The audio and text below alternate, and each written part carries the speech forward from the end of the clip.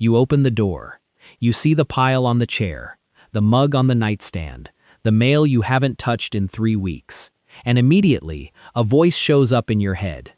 Just put things away as you go. Just do a little bit every day.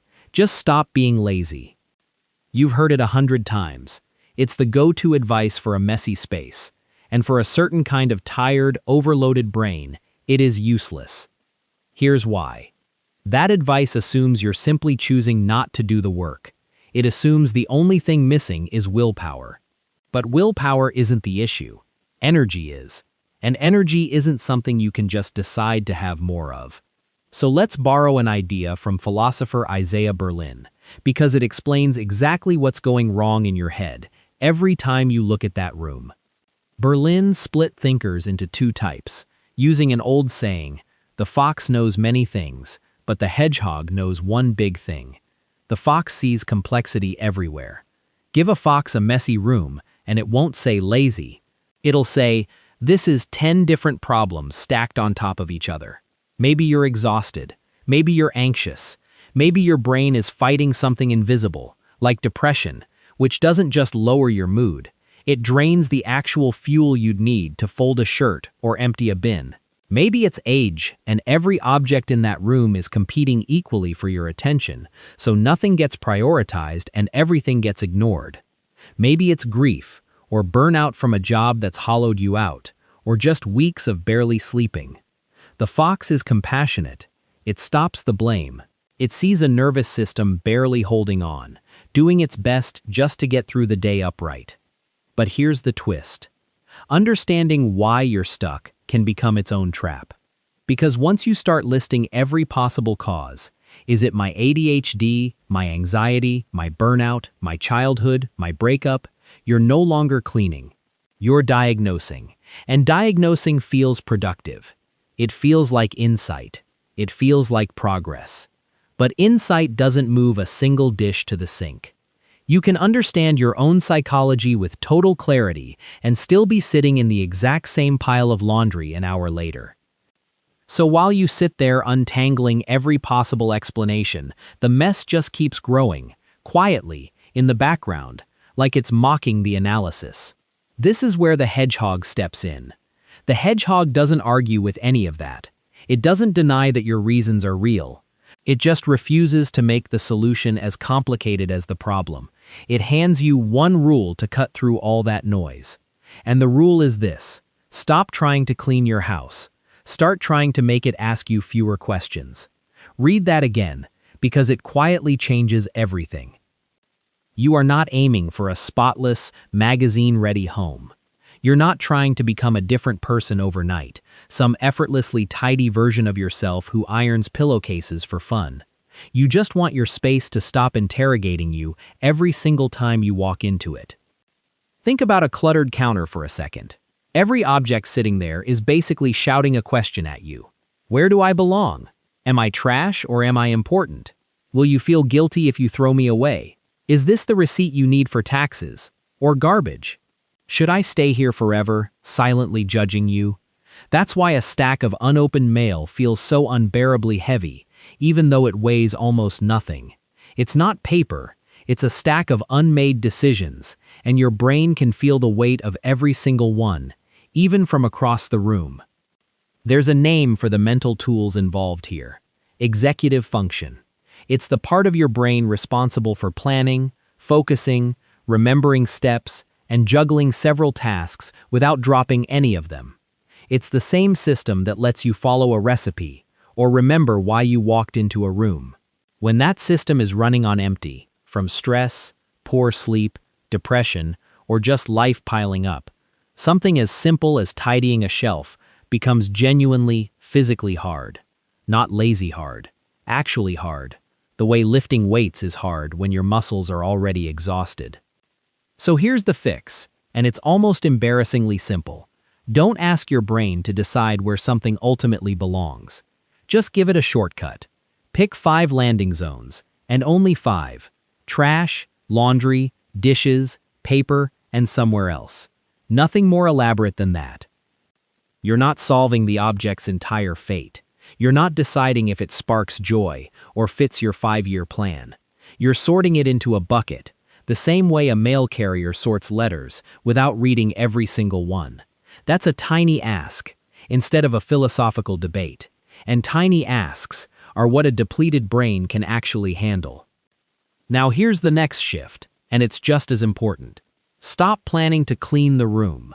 That goal is far too big and far too vague for a drained brain to even begin. Instead, close small loops. A loop has a clear start and a clear finish, nothing left dangling. Don't clean the kitchen. Just carry every visible cup to the sink. Don't organize your whole closet. Just clear one chair, just the seat, nothing else. Don't answer all your mail. Just open 5 envelopes and stop. Don't do laundry. Just get the clothes off the floor and into one basket. You're not rebuilding your entire life in one afternoon. Nobody does that, and expecting it of yourself is part of what keeps you frozen. You're closing one loop and giving your brain a small, real hit of visual calm. That calm is the whole point. It's proof that action is possible, and proof is what convinces a stuck brain to try again tomorrow. Now, wait, there's something people get completely backwards here, and it might be the most damaging myth in this entire topic. They think guilt gets things done, shame the mess into disappearing. And we've all tried it, on ourselves, on a partner, on a roommate, on a kid who won't pick up their shoes. It doesn't work. In fact, it usually makes things worse, and there's a real psychological reason why. When people feel pushed or controlled, something called psychological reactance kicks in. It's a built-in resistance response, almost automatic. The more you're told you want the gratuitast have to do something, the more some stubborn part of you digs in and refuses, even when you agree with the instruction. Ever notice how a messy room feels almost impossible to face right after someone snaps at you about it? That's reactance in real time. But flip that pressure into a choice, and everything changes. Autonomy fuels action. Force just creates a freeze. This is why clean your room right now so often produces nothing but silence and slammed doors, while want to start with the dishes or the trash can actually get someone moving. So instead of clean this up right now, try asking yourself something smaller and kinder. What's one small thing that would make my life easier in the next 10 minutes? Dishes or trash? Which one first? You don't need the answer to be impressive. You just need it to be yours. Small choices rebuild momentum that shame can never touch, because shame targets your identity and choice targets your next 5 minutes. Only one of those is something you can actually act on today. And one more thing worth saying clearly, not all mess is the enemy here. Some clutter is actually creative. A half-finished painting, notes spread across a desk for a project you're genuinely excited about, craft supplies mid-use, fabric scraps, wires, sketches. That kind of mess is alive. It's connected to something you're actively doing, something with momentum and intention behind it. Paralyzing mess is different. It's the stuff that just sits there, untouched for weeks, quietly reminding you of everything undone. It has no forward motion. It's not a project. It's a residue. So the goal was never to erase every trace of clutter from your life. It's to give your active, creative mess a boundary, a desk, a bin, a specific corner of a room, and let the rest of the space breathe freely around it. Here's one more piece worth adding, because it explains why this approach sticks when others don't. Traditional cleaning advice treats every room like it's starting from zero every time. It asks you to build a whole new system, a whole new routine, a whole new version of discipline, from scratch, on a day when you already have almost nothing left in the tank. The 5-destination trick and the loop closing trick don't ask for a new system. They ask for almost nothing. A 5-year-old could sort trash from dishes. A 5-year-old could carry 3 cups to a sink. The bar is deliberately, intentionally low, because a low bar is the only kind an exhausted brain can actually clear. And clearing it, even once, does something a perfect system never does. It proves to you that you're not as stuck as you thought. So why does any of this actually matter to you, right now, today, and not just in theory?